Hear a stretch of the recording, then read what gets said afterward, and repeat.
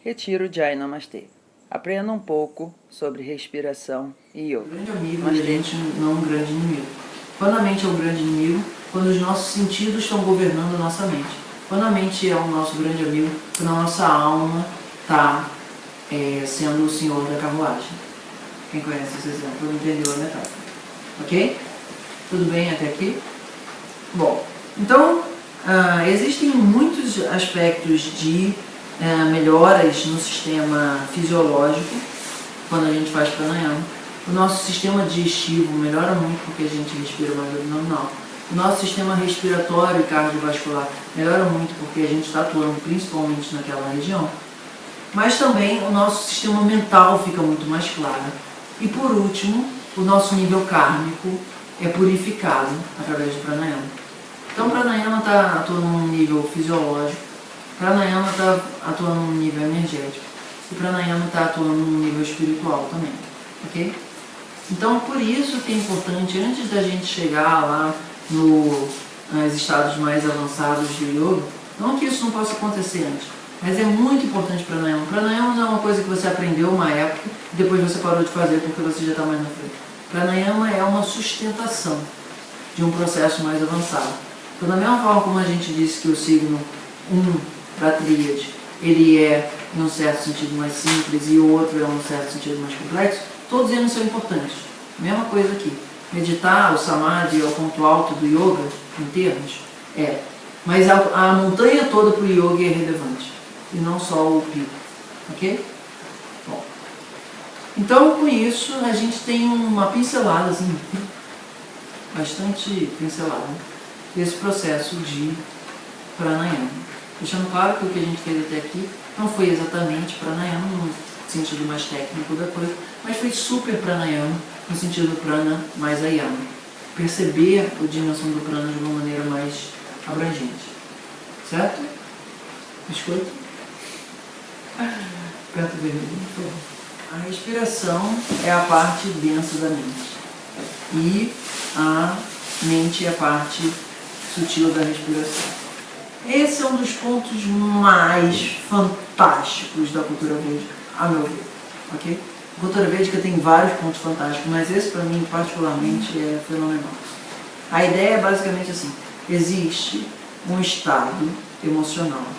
Esse estado emocional implica necessariamente em um único processo respiratório, em termos de intensidade, ritmo, etc. Cada processo respiratório também determina um único estado emocional. É aquela função que X está ligado a X1, Y está ligado a Y1, Z está ligado a Z1. Z1 não está ligado a Y, Z1 não está ligado a X, certo? Ela é uma função bionívoca. O que isso significa? Elas são a mesma coisa em esferas diferentes. Que esferas são essas? A respiração é a expressão do nosso pranamaya kosha.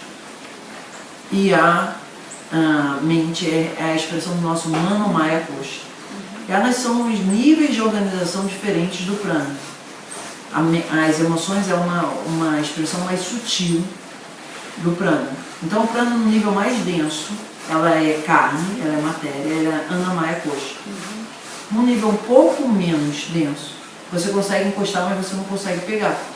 Ela ainda é tangível, mas ela não tem forma definida. Ok? Então ela já está um pouco mais sutil. Um pouco mais sutil que isso, ela está sem forma, mas você consegue ainda perceber ela, ainda que você não sinta ela exatamente de uma maneira material. Você pode dizer que você vai no laboratório e você vê isso, mas você por si mesmo não está vendo, certo? A tua respiração, você vê ela. Então, a mente ainda é um nível um pouco mais sutil nesse sentido do emocional do que o corpo respiratório. Aí depois do corpo emocional, é ruim usar a palavra mental, é mais adequado usar a palavra emocional para o Maya Kosha, existe o nosso corpo de discernimento, que é o corpo onde a gente consegue ter a clareza de que existe algo que é divino, algo que é absoluto, algo que é permanente, algo que não é. Esse é o nosso corpo do intelecto, o Jnana Vijnana Maya Kosha, tá? E além desse, tem um corpo que já não tem mais nada. É só glória, é só bliss, é só bem-aventurança. é que é um estado onde o todo e você não existe distinção. É só aquela grande sensação de amor, tranquilidade, paz, qualquer palavra que você queira botar como a sua expressão desse lugar, certo? Então, a cultura védica, ela traz a gente do denso para o sutil, porque ela entende que o sutil é raiz causal do denso. Então, a gente sai do corpo físico fazendo asana, entre aspas, e vai para o corpo respiratório com pranayama. Aí do corpo do pranayama, a gente começa a acessar o nosso corpo emocional também. Aí no pratyahara, a gente está acessando, que é esse focar ali a mente, observar de uma maneira mais coesa, ficando olhando para onde a mente está indo, certo? Porque o nosso corpo de prana já está um pouco mais organizado.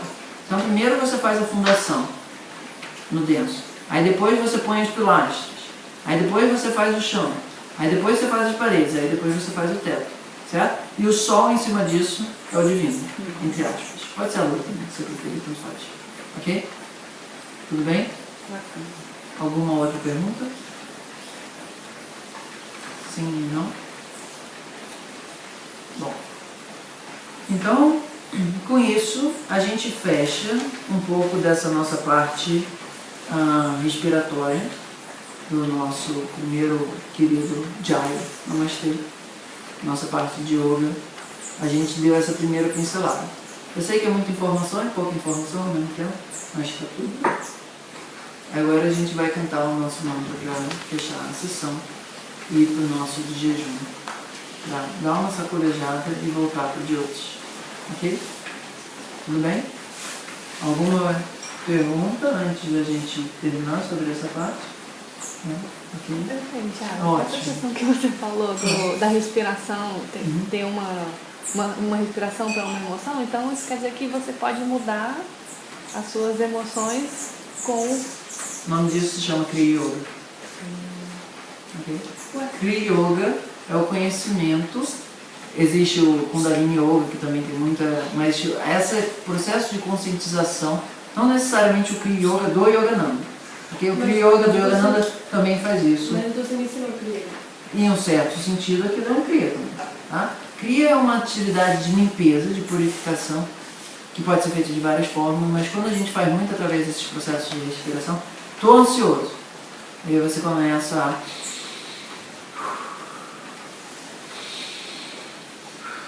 Você não está, digamos assim, lidando com a tua ansiedade, você está lidando com o padrão respiratório da ansiedade. E aí aos poucos você vai para o japa. Então detalhe.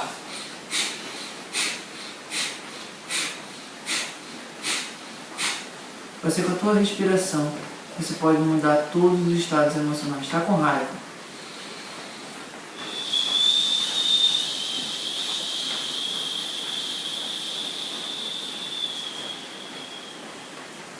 Estou dando pequenos exemplos. Todos os pranayamas desenvolvem isso. Tá?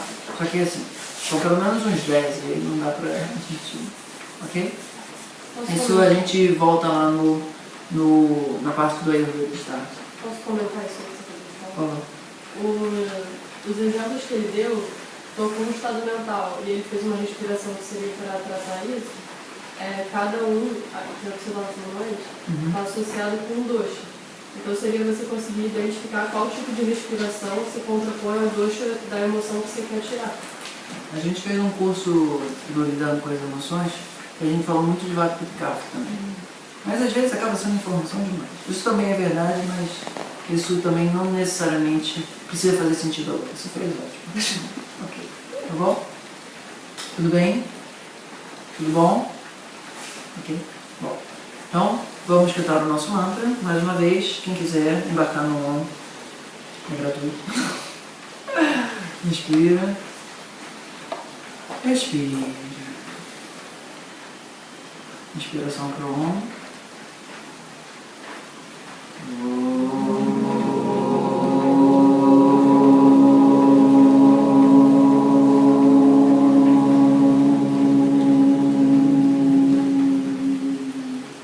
Guru Brahma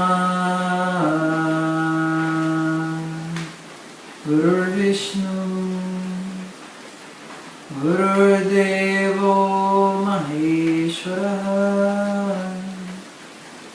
Guru Sakshat Param Brahma Tasmai Shri Gurave Namaha.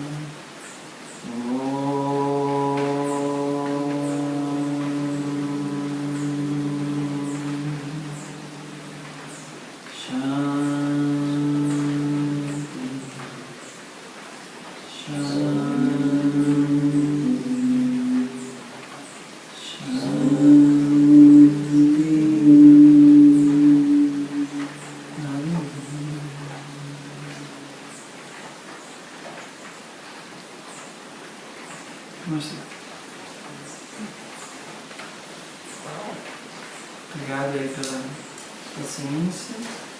Quem vivenciou essa sessão de hoje num nível mais sutil, tudo bem? Quem vivenciou isso num nível mais denso, tudo bem? Gostaria de saber mais sobre os próximos retiros? cursosayurveda@gmail.com